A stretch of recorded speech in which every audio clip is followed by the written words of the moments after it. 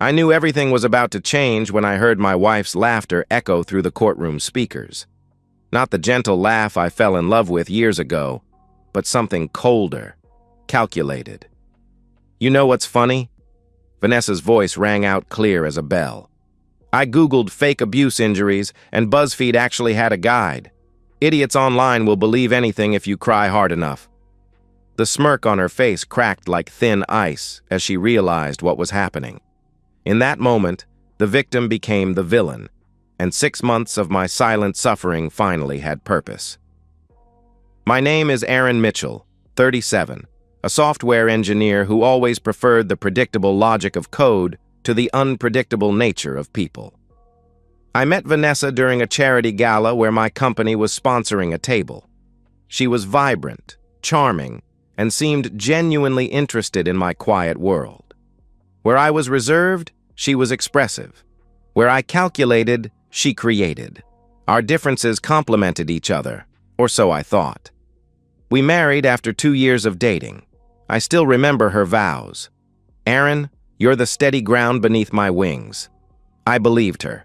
We bought a modest house in the suburbs with a backyard perfect for the family we planned. When Lila was born 3 years later, I felt complete. My daughter had my analytical mind and her mother's expressive eyes. I worked from home 3 days a week just to be present for her first steps, her first words.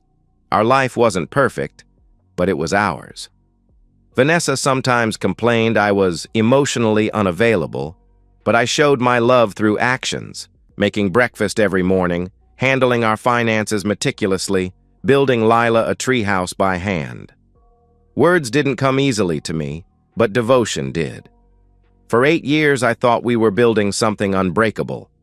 Even when Vanessa started becoming more distant, spending hours on her phone and staying out later with new friends from her photography class, I trusted her.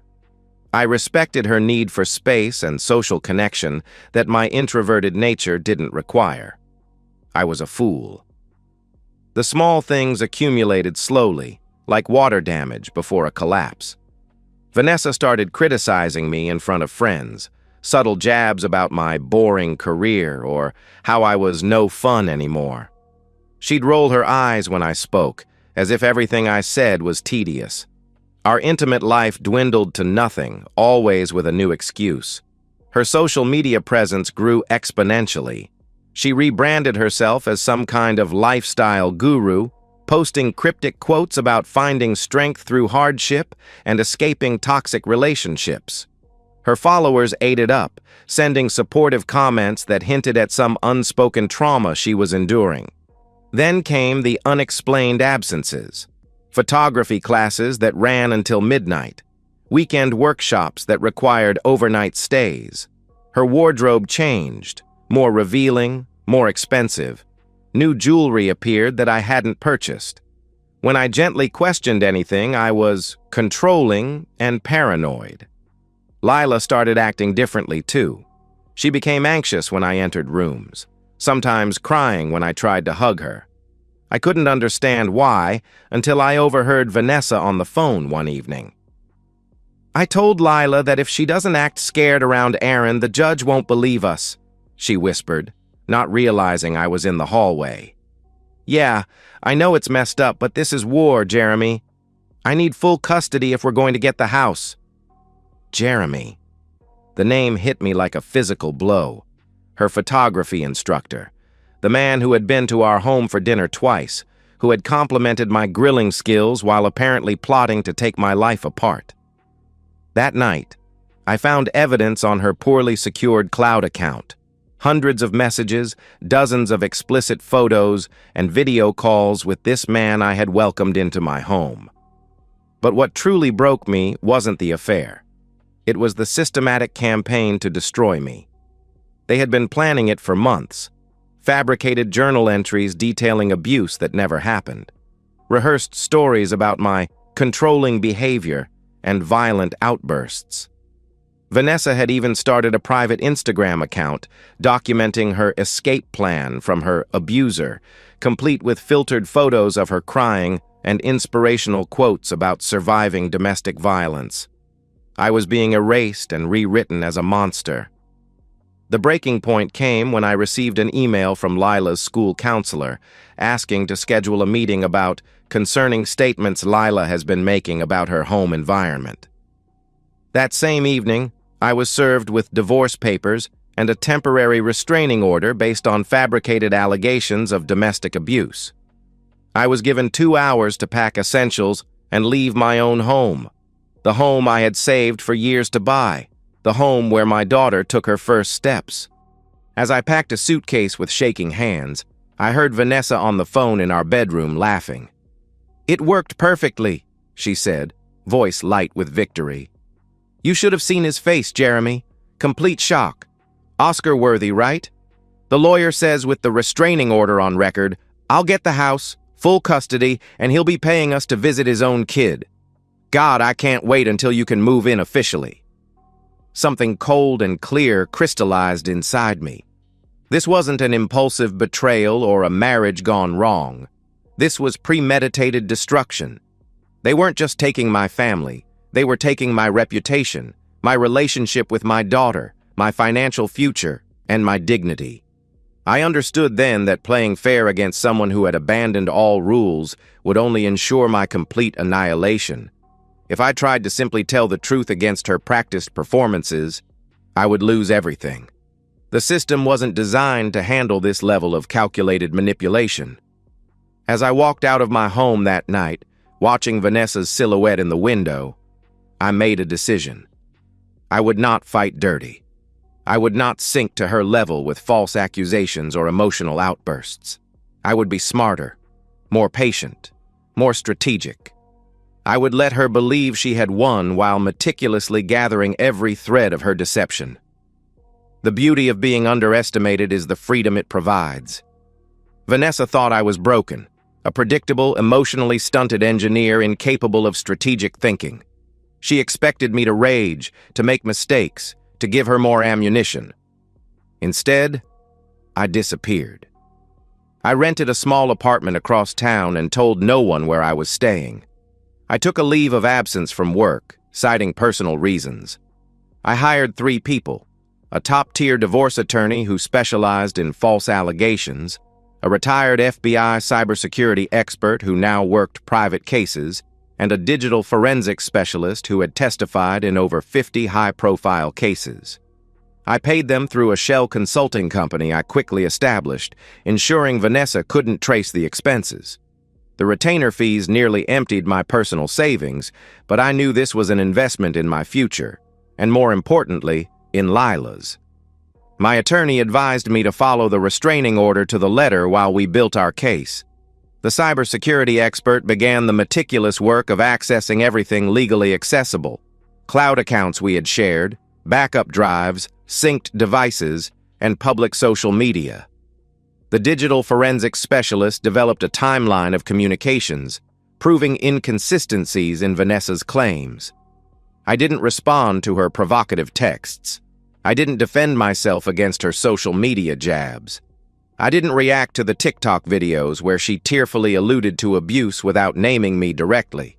Each post, each message, each video became another piece of evidence in our growing collection.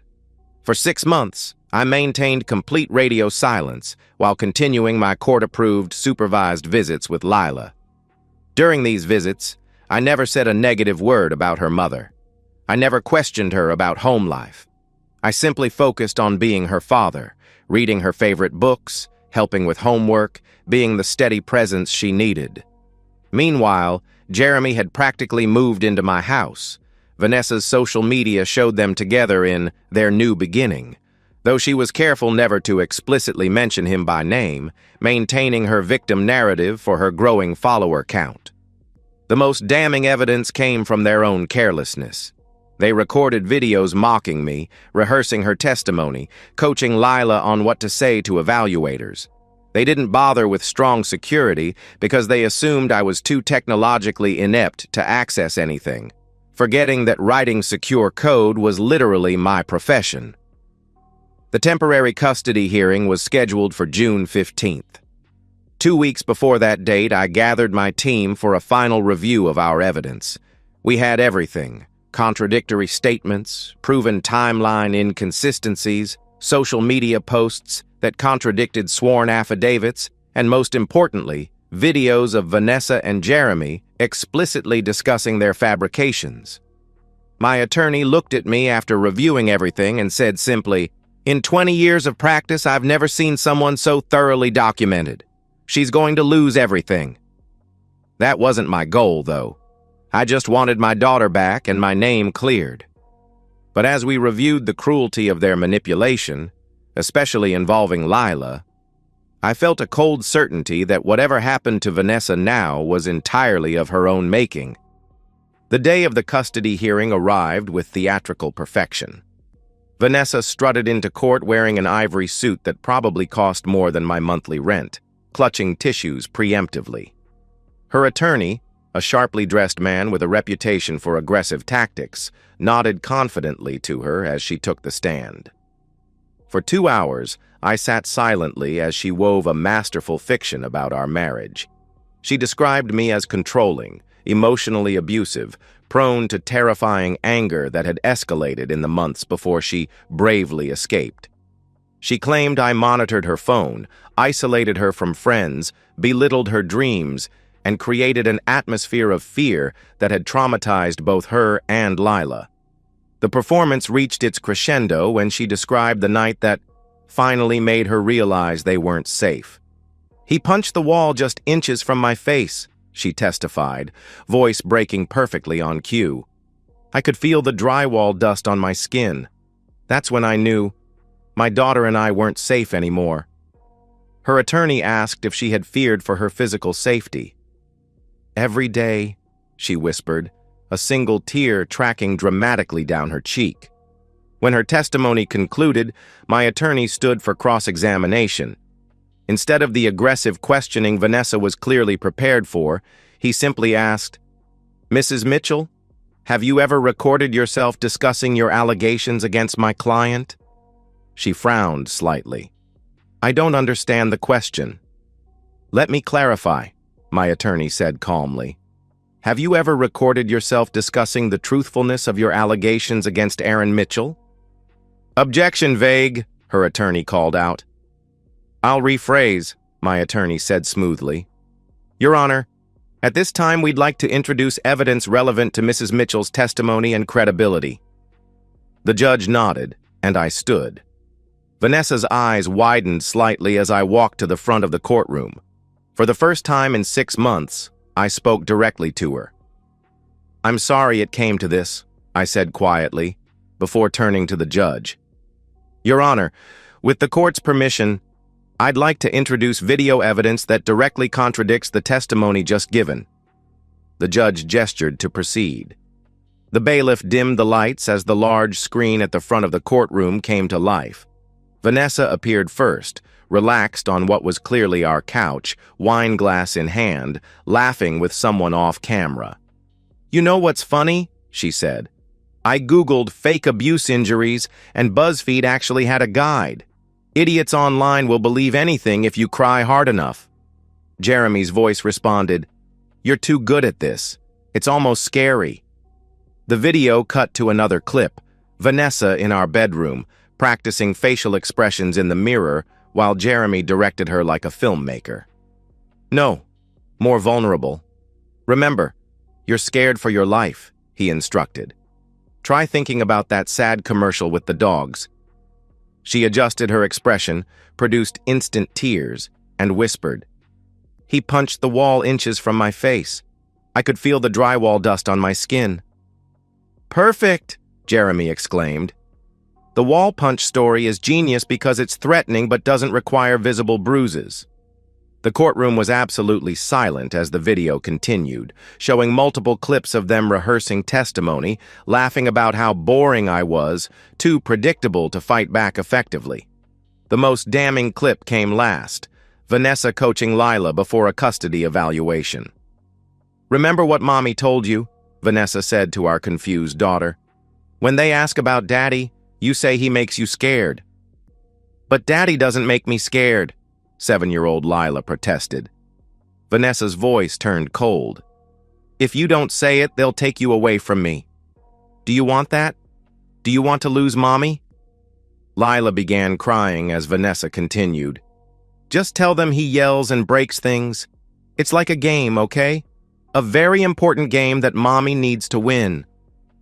The video ended with Vanessa and Jeremy discussing their future plans. Wait until the court gives me full custody, she said, smiling wickedly. Aaron'll have to pay me to visit. We can use the child support to renovate the master bathroom. To us, Jeremy toasted, clinking his glass against hers. And to your Oscar-worthy performance.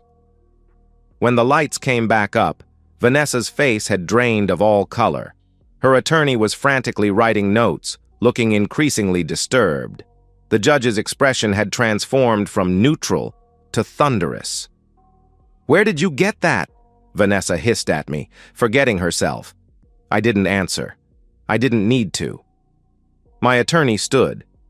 Your Honor, we have extensive additional evidence documenting a pattern of deliberate deception, perjury, and emotional abuse of a minor for the purpose of gaining financial advantage in these proceedings. We are prepared to present all of it, but I believe this initial video speaks for itself.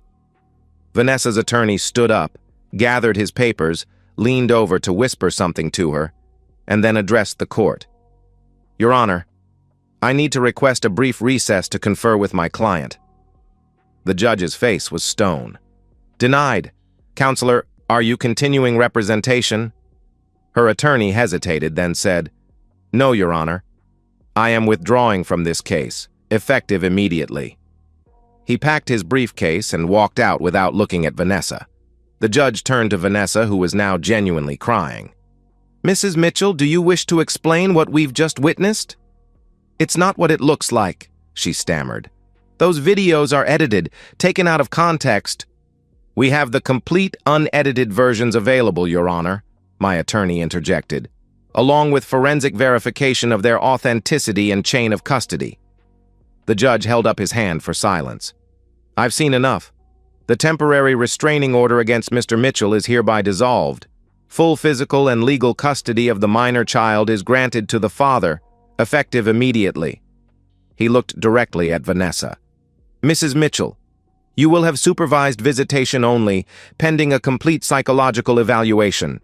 Furthermore, I am referring this matter to the District Attorney's Office for investigation into charges of perjury, filing a false report, and attempting to use the court to commit fraud. He turned to me. Mr. Mitchell, do you wish to make a statement to the court? I stood, looking at the woman I had once loved, now a stranger. No, Your Honor. I just want to take my daughter home. The collapse of Vanessa's carefully constructed life happened with breathtaking speed. The court ordered her to vacate our house within 48 hours, as my name was the only one on the deed. Her bank accounts were frozen pending investigation into potential fraud related to her social media earnings, where she had solicited donations based on her false abuse claims. Her employer, a marketing firm that prided itself on ethical standards, suspended her indefinitely after the video leaked online. I never leaked the video. To this day, I don't know who did. But within 24 hours of the hearing, clips were trending on every platform. TikTok influencer exposed for fake abuse claims. Court video shows, mother coaching child to lie about father. Custody case reveals elaborate deception. The internet's judgment was swift and merciless. Her social media accounts became graveyards of outraged comments. Women like you are why real victims aren't believed. You used your own child as a weapon. Disgusting. Hope the judge throws the book at you. Her sponsors dropped her overnight. Podcasts that had featured her survival story deleted her episodes. The support community she had cultivated turned against her completely. Jeremy disappeared from her life within hours of the hearing. When she called him from the courthouse steps, desperate and crying, he blocked her number. When she went to his apartment, his roommate informed her he had already packed and left town, leaving no forwarding address. Her final text to him, retrieved later during the criminal investigation, read, "Please don't abandon me now. I did all of this for us." His only reply, Liability. Her parents, who had supported her claims initially, publicly distanced themselves after seeing the evidence. Her father was quoted in their hometown paper saying they were ashamed and heartbroken by her actions. I didn't participate in any of this public shaming. I focused entirely on Lila, who was confused and traumatized by the sudden changes. I arranged for therapy with a child psychologist specializing in parental manipulation. I took a month's leave from work to be with her full-time, establishing new routines and security. Vanessa attempted to contact me multiple times, first with angry accusations about the video, then with tearful pleas for reconciliation, and finally with desperate requests for financial help as her legal troubles mounted. I directed everything through my attorney and focused on healing with my daughter. The criminal charges were eventually reduced through a plea deal: 2 years probation, mandatory therapy, community service, and substantial restitution payments for the court costs and my legal expenses. The judge made it clear that the only reason she avoided jail time was consideration for Lila's well-being. 6 months after the hearing, I made the decision to move us to another state. I sold the house, bought a new one under a trust name to avoid being easily found, and transferred to my company's office in the new location. Lila started at a new school where nobody knew our story.